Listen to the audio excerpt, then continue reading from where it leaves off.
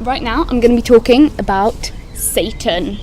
So this is in the topic of good and evil. It's in GCSE philosophy, and it's from the point of view of Christianity. So the idea of Satan is that he was an angel who believed that he was better than God, and he was called Lucifer, and so God cast him down from heaven. And now he kind of tempts people and tries to turn people away from God. In Isaiah 14 is, "Look, you have fallen from heaven, O Lucifer, son of the morning. You said your heart, I will raise my throne above the stars of God." So some different names for him: Satan, Lucifer, Diablo, Beelzebub, the morning star, the great dragon, the beast, the devil, obviously, and Donald Trump. But what he's done is he's tempted Jesus, and something. In Revelation 12 verse 9, it says that Satan leads the whole world astray and will be killed on Judgment Day. There's different kind of views about Satan and whether he actually exists. So the literal interpretation, which could be done by a traditional Christian, would be that he's actually a physical being that kind of wanders the earth searching for people to lead astray. And I mean, when I say physical manifestation of evil, I maybe a traditional Christian would still think that he kind of takes on different forms and can be in more than one place at once and stuff.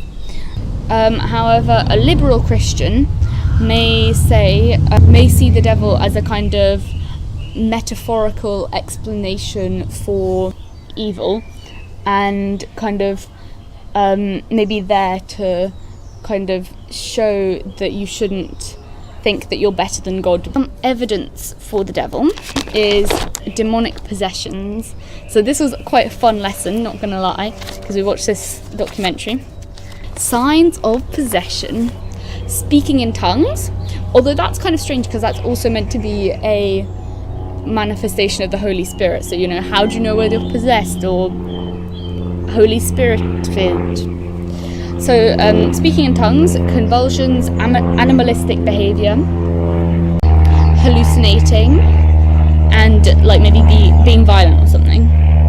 How a person is possessed, as traditionally believed: spirits entering your body through any holes, like your nose, your mouth, your ears, your butt,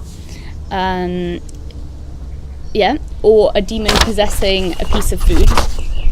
And so maybe in the past, people, and I'm sure it still happens today, but generally more in the past, people would see people having convulsions or something, and they'd think that it was a demonic possession, and so they'd get a priest to exorcise them, perform an exorcism.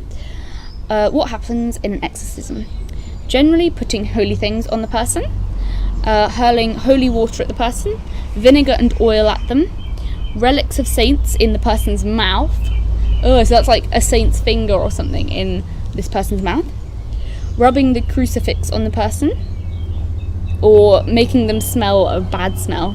An example of an exorcism in the Bible was when Jesus went to this man and he had a devil or something, or a demon in him, and then he said some stuff and then commanded the evil spirit to possess a flock of a herd of pigs instead, and then the pigs all started screaming and then ran off a cliff. Other expressions of the devil are demons pretending to be human.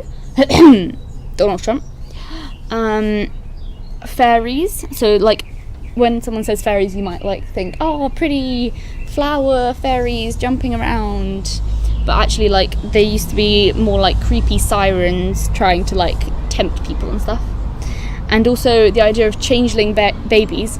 So the idea that babies would be taken away by fairies and then replaced for fairy folk. I'm going to give you a really quick example of an E question, which is: the devil doesn't exist. Discuss. Some Christians would strongly disagree with this statement because the Bible describes the devil as an angel who fell from heaven. You are fallen from heaven, O Lucifer. They believe this story literally because they believe that otherwise it would not be in the Bible. Also, they do not believe that priests who have said they have cast out demons would be lying about this. Other Christians may half agree and half disagree with this statement. They might believe in Satan as a metaphor for evil and temptation. For example, Jesus was tempted by the devil.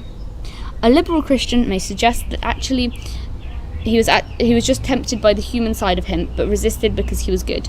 And non-Christians, such as atheists, may wholly, as in completely, agree with the statement because there is no scientific evidence for Satan, only stories in the Bible. To come to a definite conclusion, we need to be able to measure and take photos of the devil, not just read stories in a book. I believe that possessions from the devil or demons were most likely undiagnosed conditions such as epilepsy or psychosis. Nowadays, so-called possessions could be also undiagnosed conditions, or when a person has driven themselves to believe they are possessed as a result of outside influence, which then might mean they begin showing symptoms of it. In the Bible, I agree that Satan probably metaphorically represents evil and is not real as a physical being. You cause the nations to sink may show that moral evil and war, etc., has caused the nations to sink and bad happen, and this evil is represented as a being. So yeah, hope you enjoyed that video, and I think that's it for today. Goodbye from Satan. Just kidding. Okay, bye.